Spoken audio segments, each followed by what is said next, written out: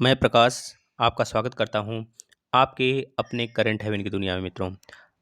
दोस्तों आज है 17 अप्रैल 2021। तो 17 अप्रैल 2021 से जितने भी इम्पोर्टेंट क्वेश्चन बनेंगे आज हम उसके बारे में डिस्कस करेंगे मित्रों। आप लास्ट तक बने रहिएगा। लास्ट में एक ऐसी टॉपिक लेते हैं हम, वह जो है कि आपके हर एक एग्जाम के रिलेटेड से बहुत ही ज़्यादा इम्पोर्टेंट होता है। जैसे कि हम 3 से 4 दिन उसको रिवीजन करते हैं, वैसे टॉपिक आप भी हमें सजेस्ट कर सकते हैं। किस टॉपिक को आपको हार्ड लग रहा है आप बताइए, उस टॉपिक पे हम लोग रोज़ डिस्कस करेंगे मित्रों। आप ज़्यादा से ज़्यादा अपने मित्रों को शेयर करिए, ये सारे एग्जाम्स के लिए इंपॉर्टेंट होगा।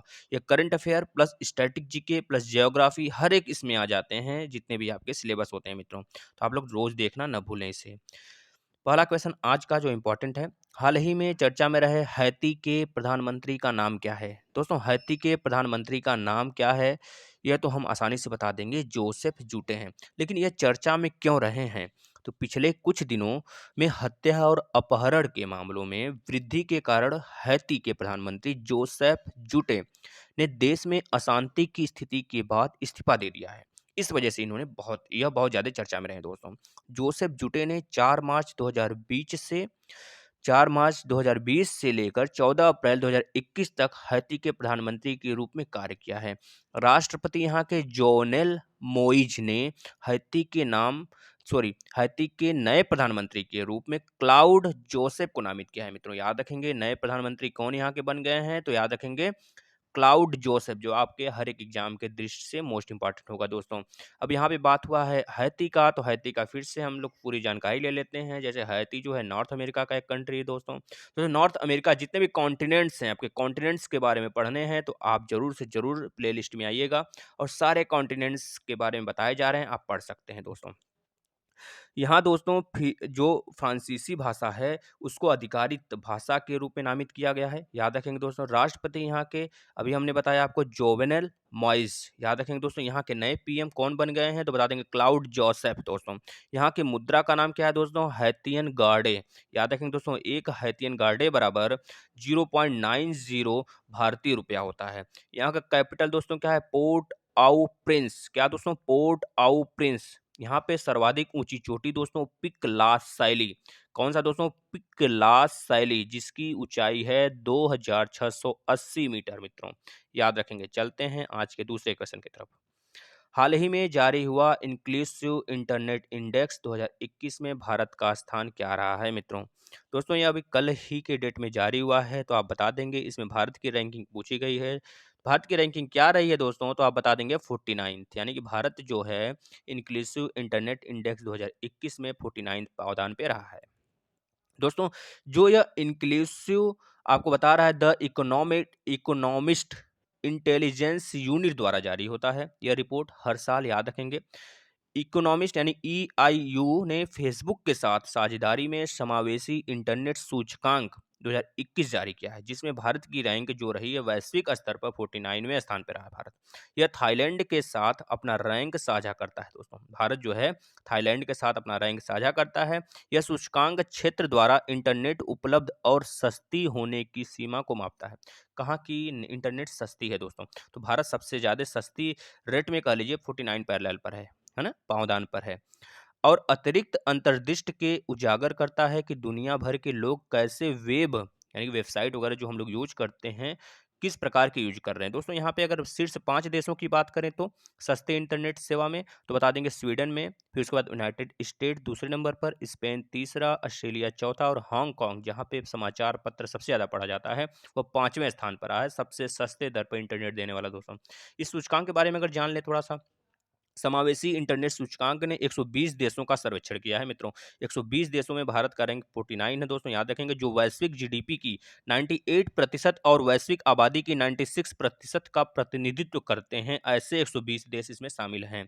समग्र सूचकांक स्कोर 4 मापदंडों पर आधारित होता है। किस किस में, तो उपलब्धता, वहन योग्यता मतलब कितने हम लोग यूज कर रहे हैं, प्रासंगिकता, और तत्परता श्रेणी कितना हम लोग उसको चाहते हैं। समावेशी इंटरनेट सूचकांक फेसबुक द्वारा कमीशन किया गया है और द इकोनॉमिस्ट इंटेलिजेंस यूनिट द्वारा विकसित किया गया है मित्रों। इतनी बातें आप यहाँ से याद रखेंगे। चलते हैं तीसरे क्वेश्चन की तरफ दोस्तों। हाल ही में अमेजन ने भारत में digitising SME small medium economics के लिए कितने डॉलर का वेंचर फंड लॉन्च किया है मित्रों? तो इसका राइट आंसर आप बता देने वाले हैं कि क्या हो जाने वाला है दोस्तों, $250 मिलियन इसका राइट आंसर हो जाने वाला है। दोस्तों ई कॉमर्स की दिग्गज कंपनी अमेजन ने एसएमई की डिजिटल बनाने पर ध्यान देने के साथ भारतीय स्टार्टअप और उद्यमियों में निवेश करने के लिए अमेजन संभव वेंचर फंड नाम से $250 मिलियन यानी कि 1873 करोड़ रुपए का उद्यम फंड लॉन्च किया है। अमेजन संभव वेंचर फंड के लॉन्च का उद्देश्य इस परिकल्पना में भागीदारी के लिए देश में सर्वश्रेष्ठ विचारों को आकर्षित करना और उद्यमियों को समर्थन बनाना है दोस्तों। बस इतनी बातें इसकी ध्येय हैं, तो इतनी बातें यहाँ पे याद रखेंगे दोस्तों। अमेजन अभी हाल ही में चर्चा में रहा है दोस्तों, अभी पता है अमेजन के जो मालिक हैं जेफ बेजोस दोस्तों, फोर्ब्स की रिपोर्ट में पहले स्थान पर आए वैश्विक स्तर पे अगर देखें तो, है ना दोस्तों। याद रखेंगे इसका जो मुख्य कार्यकारी अधिकारी हैं जो बेजोस हैं, जेफ बेजोस, और इसका स्थापना दोस्तों कब हुआ था? 5 जुलाई 1994 को हुआ था। इसका मुख्यालय दोस्तों कहाँ पर है? तो बता देंगे दोस्तों, वाशिंगटन डीसी में, यानी कि सिएटल, वाशिंगटन, संयुक्त राज्य अमेरिका में है दोस्तों, इसका कह लीजिए मुख्यालय है। इतनी बातें आप याद रखेंगे मित्रों। यहाँ से चलते हैं नेक्स्ट क्वेश्चन की तरफ। भारत ने गगनयान मिशन पर सहयोग के लिए किस देश के साथ समझौता किया है मित्रों? तो गगनयान मिशन दोस्तों आपको पता है 2021-22 में भारत लॉन्च करने वाला है ना दोस्तों। तो बता देंगे इसका जो राइट आंसर होने वाला है दोस्तों, फ्रांस के साथ। दोस्तों फ्रांस की बात हुई है तो फ्रांस के बारे में सब कुछ हम जानेंगे, इतना बातें आप देख लें। फ्रांस और इंग्लैंड का जो दोस्तों जो बॉर्डर है दोस्तों, वो डोवर जल संधि द्वारा अ, टच होता है दोस्तों। इतनी बातें याद रखेंगे। यहाँ का कैपिटल पेरिस है दोस्तों, याद रखेंगे। पेरिस में ही एफिल टावर है स्थित है, याद रखेंगे। यहाँ के पीएम दोस्तों जियान कास्टेक्स, क्या दोस्तों? जियान कास्टेक्स। यहाँ के प्रेसिडेंट इमैनुअल मैक्रोन, दोस्तों इमैनुअल मैक्रोन की पत्नी ब्राइटी मैक्रोन है, याद रखेंगे दोस्तों। यहाँ का मुद्रा यूरो, 1 यूरो बराबर 89.19 रुपीज है मित्रों, याद रखेंगे। दोस्तों जो फ्रांस है किस किस देशों से बॉर्डर शेयर करता है, इसके बारे में भी जानकारी होनी चाहिए हमें, तो याद रख लेंगे दोस्तों। Belgium, Luxembourg, Germany, Switzerland, Italy, Monaco, Andorra, Spain दोस्तों। दोस्तों यह जो लॉन्च करेगा गगनयान, वो इसरो लॉन्च करेगा, तो इसरो के बारे में हम जान लेते हैं। इंडियन स्पेस रिसर्च ऑर्गेनाइजेशन दोस्तों, इसके अध्यक्ष के सिवान है दोस्तों, याद रखेंगे। इसका मुख्यालय बेंगलुरु कर्नाटक में, इसकी स्थापना जो हुई थी 15 अगस्त 1969 में हुई थी दोस्तों, 15 अगस्त 1969, याद रखेंगे दोस्तों। इसी के पहले दोस्तों जो हमको हमारा डीआरडीओ है, इसकी स्थापना जो हुई थी दोस्तों, इससे 12 साल 11 साल पहले अगर हम चले जाते हैं तो बता देंगे 1958 में डीआरडीओ की स्थापना हुई थी मित्रों। इतनी बातें आप यहाँ से याद रखेंगे। चलते हैं नेक्स्ट क्वेश्चन की तरफ। आरबीआई ने कितने वर्षों के लिए विनियम समीक्षा प्राधिकरण की स्थापना किया है दोस्तों? तो इसका राइट आंसर आप बता देंगे दोस्तों, 1 ईयर्स, यानी कि राइट आंसर इसका सेकंड हो जाने वाला है, 1 ईयर्स दोस्तों। यहाँ पे बात हुआ है आरबीआई के बारे में, तो आरबीआई की सारी पोल हम ले लेते हैं भैया, जहाँ से क्वेश्चन आते हैं आपके एग्जाम में। आरबीआई दोस्तों अगर कहा जाता है आरबीआई का प्रतीक चिन्ह, बहुत सारे बच्चे भूल जाते हैं, तो आप बता देंगे ताड़ का पेड़ दोस्तों, याद रखेंगे। ताड़ का पेड़ और बाघ इसका दोस्तों प्रतीक चिन्ह है, याद रखेंगे आरबीआई का। रिजर्व बैंक ऑफ इंडिया दोस्तों आरबीआई का फुल फॉर्म होता है, जो कि भारत का, यानी कि अपने नेशनल बैंक के नाम से जाना जाता है भारत का।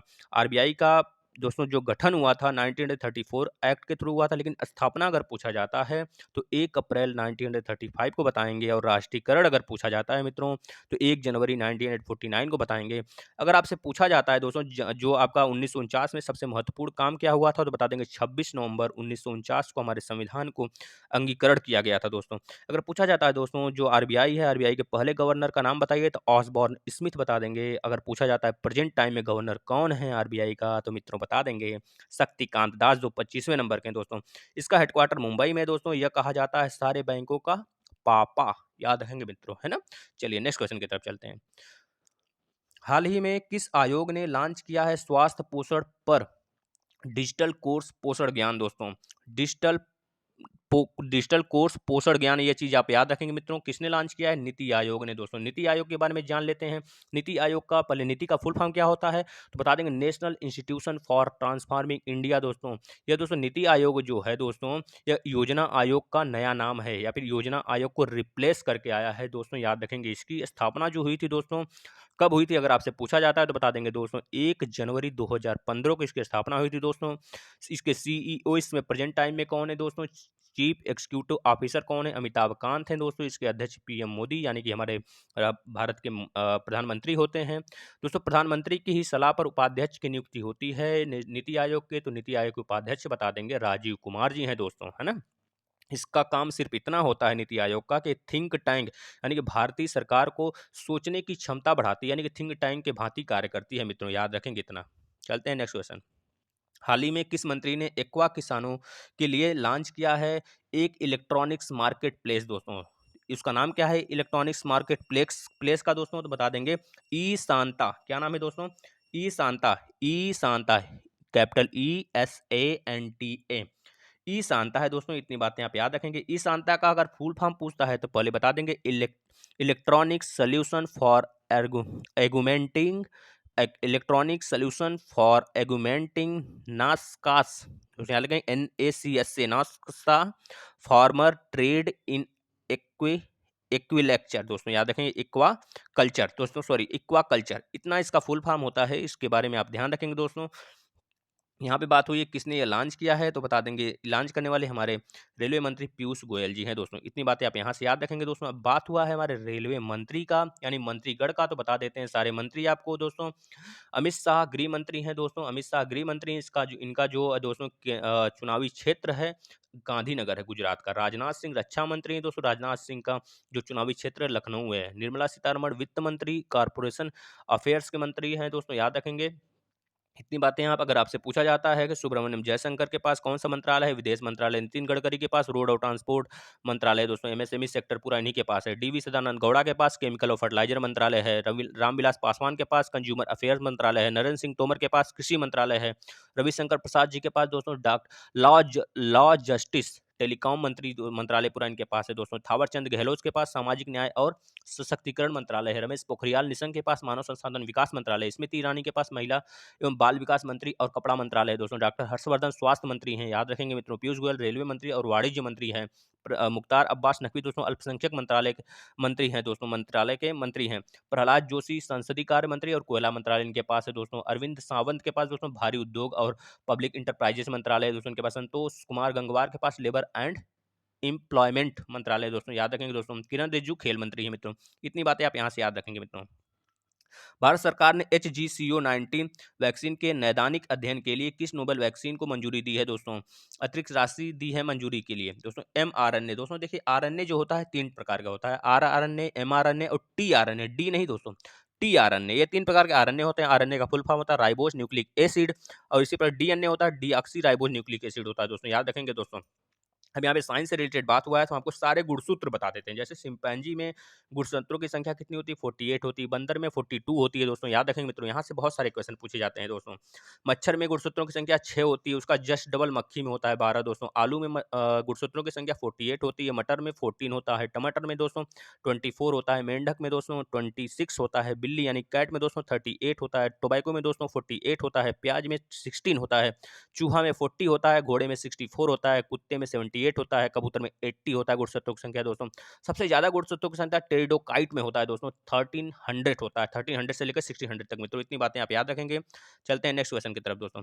हाल ही में मौसम पूर्वानुमान कंपनी स्काईमैट ने साल 2021 में अपनी मौसम रिपोर्ट जारी की है, उसमें भारत की स्थिति कैसी बताई गई है दोस्तों? बता देंगे बेहतर।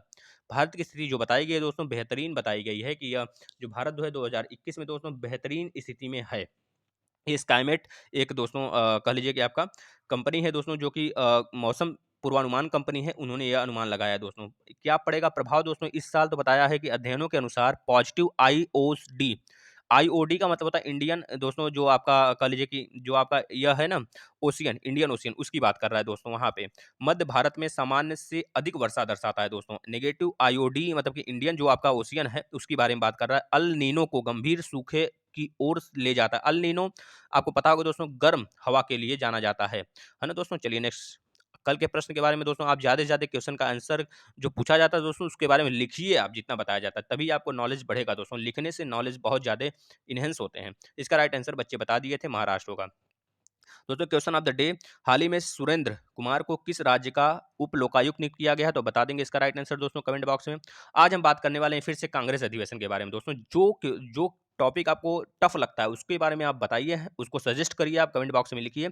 उसके बारे में हम 2 से 3 दिन चर्चा कर लेंगे लगातार, आपको हमेशा के लिए याद हो जाएगा दोस्तों। आज बात करते हैं फिर कांग्रेस अधिवेशन की। तो कांग्रेस दोस्तों आपको पता है आईएनसी की अध्यक्ष, आईएनसी की गठन जो हुई थी 1885 में हुआ था, एओ ह्यूम के द्वारा हुआ था। आईएनसी में कुल 55 बैठक हुए थे। पहली बैठक जो हुआ था 1885 में, दूसरी 1886 में, तीसरी 1887 में, चौथी जो है 1888 में। 1885 में व्योमेश चंद्र बनर्जी ने बंबई में किया था। 1886 में दादा भाई नौरोजी ने कोलकाता में किया था। 1887 में दोस्तों बदरुद्दीन तैयब जी मद्रास में किए थे। 1888 में जॉर्ज ने इलाहाबाद में किया था। 1896 में रहमतुल्लाह साहनी की अध्यक्षता में हुई थी कलकत्ता में दोस्तों। इसी समय सबसे पहले वंदे मातरम गाया गया था। 1911 में विशन नारायण धन ने किया था दोस्तों अध्यक्षता कलकत्ता में। इसी समय सबसे पहले जनगण मनगण गाया गया था। 1905 में गोपाल कृष्ण गोखले द्वारा बनारस में हुआ था। 1906 में दादा भाई नौरोजी फिर से किए थे दोस्तों कलकत्ता में। इसी समय बोला गया था स्वराज की मांग सबसे पहले की गई थी 1906 में दोस्तों। सबसे पहले स्वराज की मांग पूछा जाता है तो 1906 में दादा भाई नौरोजी की अध्यक्षता में कलकत्ता में किया गया था दोस्तों। अगर बोला जाता है पूर्ण स्वराज की मांग कब की गई थी तो बता देंगे 1929 में पंडित जवाहरलाल नेहरू जी के द्वारा दोस्तों लाहौर सेशन में किया गया था। 1907 और 1908 में दोस्तों राज बिहारी बोस ने अध्यक्षता किया था सूरत में। 1916 में दोस्तों अंबिका अंबिका चरण मजूमदार द्वारा लखनऊ में अधिवेशन किया गया था दोस्तों। 1917 में पहली महिला यानी बेसेंट ने कलकत्ता में अधिवेशन किया था दोस्तों। 1925 में पहली भारतीय महिला सरोजिनी नायडू ने अध्यक्षता किया था कानपुर में। उसके बाद 1933 में दोस्तों नलिनी सेन गुप्ता ने कोलकाता में अध्यक्षता किया था दोस्तों। इतनी बातें आप यहाँ से याद रखेंगे मित्रों। मित्रों कैसा सेशन लगा आप बताइएगा जरूर से जरूर दोस्तों। और बेल आइकन पर अगर क्लिक नहीं किए तो क्लिक कर लीजिए, और इसका पीडीएफ चाहिए तो नीचे डिस्क्रिप्शन में लिंक दिया है टेलीग्राम का दोस्तों, ज्वाइन हो जाइए, आपको रेगुलर पीडीएफ मिल जाएगा दोस्तों। दोस्तों कॉन्टिनेंट से रिलेटेड भी वीडियो आ रही है, आप उसको देखिए और ज़्यादा से ज़्यादा अपने दोस्तों को शेयर करिए जिससे उनको भी प्रॉफिट हो सके मित्रों, है ना। चलिए धन्यवाद मित्रों।